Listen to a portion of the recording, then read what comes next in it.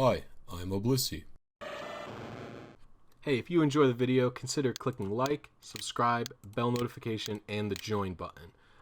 Becoming a channel member is only $4.99 a month. It really helps me out, and you get a bunch of perks like these badges for how long you've been a member for. You get these emojis for my live stream chats, and you get access to my videos when I upload them instead of when I release them. So thanks so much, and enjoy the video. Hey, so just before you guys watch this video, please make sure to watch my Pokemon XD Gale of Darkness intro tutorial video, whatever it's called. There's going to be a link to the description in it, and there should be like a little tab popping up to show it. It explains all the important mechanics like end stabilization, how to do frame advancements and stuff like that. This video will make no sense if you don't watch that, so please watch that video first. Thanks so much, and I hope this is helpful for you. Hey everyone, this is a tutorial on how to RNG abuse Shadow Pokemon in Pokemon XD Gale of Darkness using end count stabilization. So, the first thing you got to do is find your initial seed. I usually like to use Pokefinder, although you can use GC RNG Assistant as well if you want. It's just as simple as typing all of these, picking which Pokemon are the first to lead, and then from then on picking the leads and typing all of the HP stats in. If you haven't found your initial seed in XD Gale of Darkness before, just give my intro video a watch onto all of the different RNG mechanics you'll need to know for Pokemon XD. Alright, so once you find your initial seed, go ahead and open up XDCheck and search for the spread for the Pokemon you're willing to get. So I type in all the search parameters for a Claydol I'm willing to get, which is perfect stats and everything and a relaxed nature, because I'm going to use it for Gen 3. Once your seeds pop up, make sure to copy the first column over, and you're going to paste them into XDSeed. You're going to use the fourth tab over and paste them in this large box. Max out the seed search range, and then paste your initial seed into the top box. Once you've done that, hit search, and hopefully you find a spread that's within a reasonable amount of wait time. If you don't, reset and find another initial seed. Once that's done, you can go ahead and load into the game. So as you're heading into the game, there's a few things to make note of. Don't let your character do any really fidgets like that, and I would say just start the battle pretty much immediately. And you're going to want to try and get through the battle as quickly as possible. And like I've talked about in the intro video to this, make sure you try to keep the battle as consistent as possible. Every time you're attempting this battle, make sure it's the similar amount of time. Now, remember, with end stabilization, the reason we're doing this first battle in the first place is the battle intro animation has an unstable amount of frame advancements. However, if you do a battle first, then your second battle in that area will have a stable amount of frame advancements for the battle intro. It's still a lot, and you have to test it to make sure that you're getting the same amount every single time. But when you do test it and you figure out how many frame advancements that causes, what you want to do is make sure to undershoot that amount of frame advancements that your stable amount of end stabilization advancements cause. So, for example, if this battle advances 350,000, the stable intro advances that much. That's how much I account for. So once you finish with the battle, what you're going to want to do is set up XDSeed to make sure you have your initial seed pasted in the top box and the frame range that it takes the battle to finish in those two boxes over here that are going to pop up in a second. This is the third tab from the left. So as you can see, I chose 80,000 to 110,000, or I forget what that is. And you're just going to use your fidgets, the character's motions, to figure out your current frame that you're on, or your current seed. XDSeed usually keeps track of it in seeds rather than frames. It kind of uses both, but like I said, I've discussed this in my intro video anyway. So you're just going to keep watching the fidgets until you figure out what current frame you're on. And once that's done, unpause the video.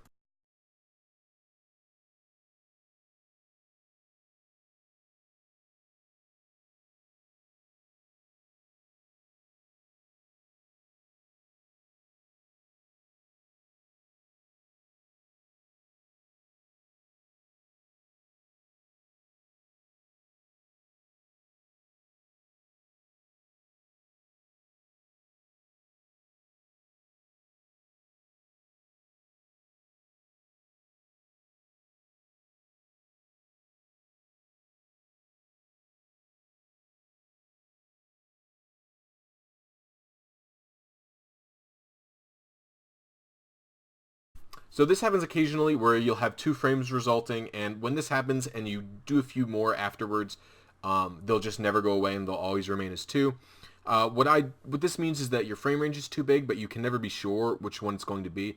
So through repeated attempts, you're just going to have to use educated guesses. So once you've assumed your new current seed, or you found it, paste it into the 4th tab from the left to see how many you are away from your target seed. As you can still, I have quite a bit of frames to consume left, but we don't want to overshoot. So what I like to do is try and get within 6,000 frames of my target. So as you can see, I subtract 6,000 from my target. I'm going to paste it into the next tab over as the target frames.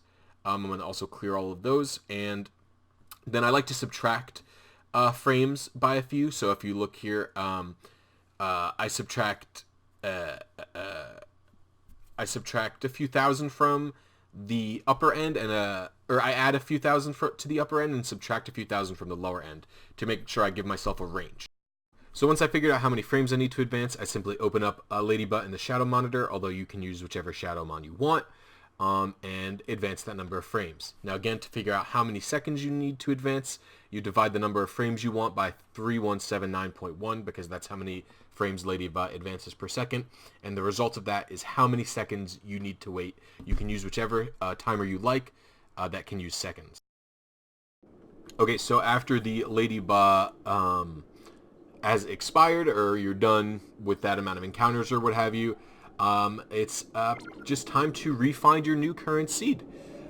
Just like we did after the battle, we're just going to go into the 3rd tab from the left, and we're just going to watch our little guy fidget away at how many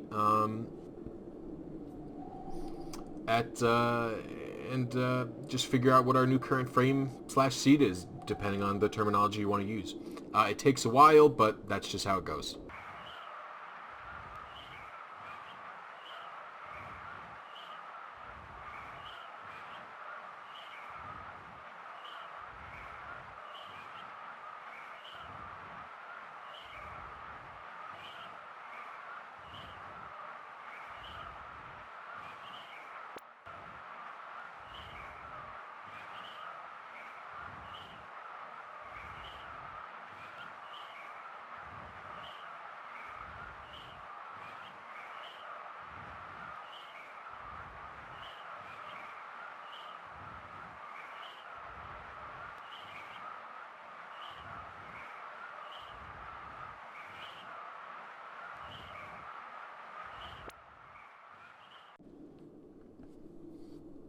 Now, sometimes I like to pause in between to make sure I'm not missing anything and to make sure that I'm verifying everything is correct. But once I do find my target frame and what current seed I'm on, you're good to go. And you just need to check still how far away you potentially are from your target. And what you can do there is, once you figured that out, you can use smaller ways of advancing to get to your new frame.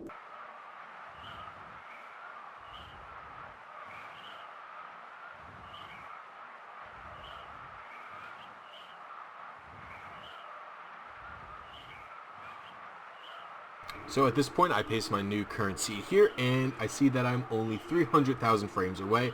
So since I'm only 300,000 frames away, what I can do is use smaller ways to advance. So I think when you're several 100,000 frames away still, and you're not quite within using saves or items to advance, I like to use Shadow Monitor for Pokemon that are not Shadow. So in this case, I will be using Teddy Ursa, who advances 48.5 frames per second. And you just wait a set amount of time with that, and then you do it like Ladybug, where you wait in a set amount of time, and then you find your new current seed by using the fidget monitor.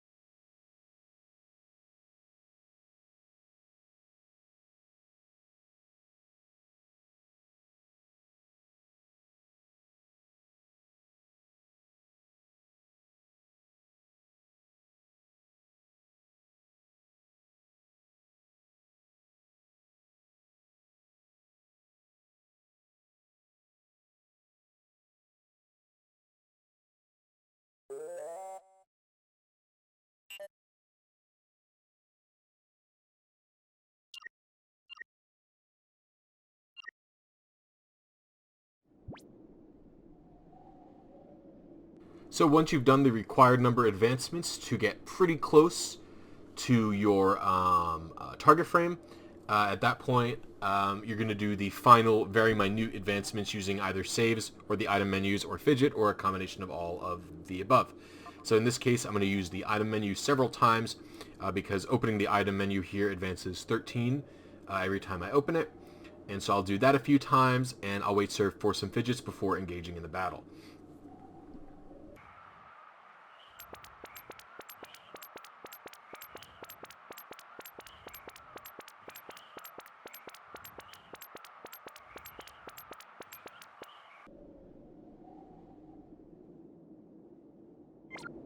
So I'm going to be doing my final amount of advancements here up with fidgets, and this is just another thing to keep on the reminder.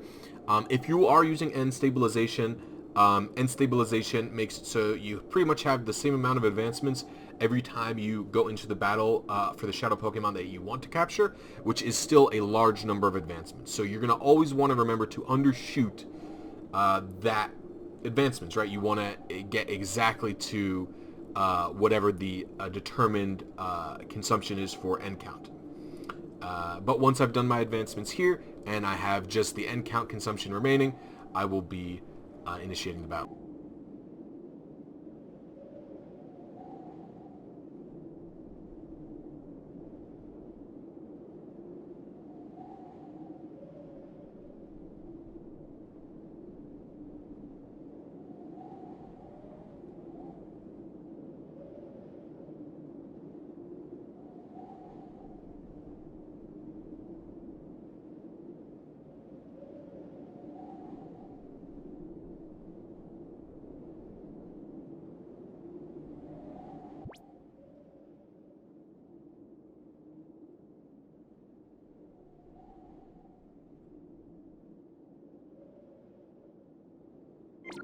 Okay, so now that everything's ready to go, I make sure to swiftly start the battle and make sure my character can't do another fidget.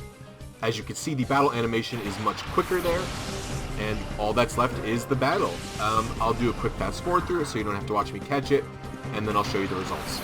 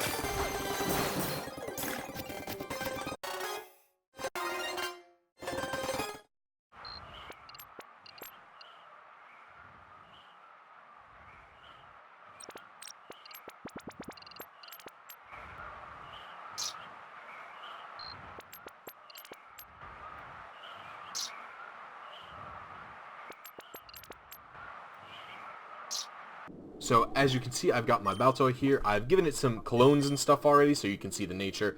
As you can see, it's a relaxed nature, and you can compare the stats in XDCheck to a perfect Baltoy at level 17. I hope this video was helpful to everybody who wants to get perfect Pokemon from XD with their unique moves that they have. And I hope you all try End Stabilization RNG sometime in the future, and let me know how it goes, and share different screenshots of all the Pokemon you've gotten this way on Twitter with me. I'd really appreciate it. Thanks so much, guys, and leave any questions or comments down below, and I'll do my best to answer them. And if I don't answer them, come to the Discord where I'm more than willing to talk to you in more detail. I'll see you guys next time. Thanks so much. I just want to thank my channel members so much. You guys are amazing. Without this kind of support, I wouldn't be able to put out the videos I do, and I wouldn't be able to stream as frequently. Thanks so much. If you want to consider becoming a member, just click the join button underneath this video or at my channel page. It's only $4.99 a month. It really helps me out. I'm extremely uncomfortable doing these kinds of plugs, but I'm doing it anyway because the money helps. And if you can't or don't want to, don't feel bad. I'm just asking because, yeah. Thanks so much, guys. You're all amazing. See you next video.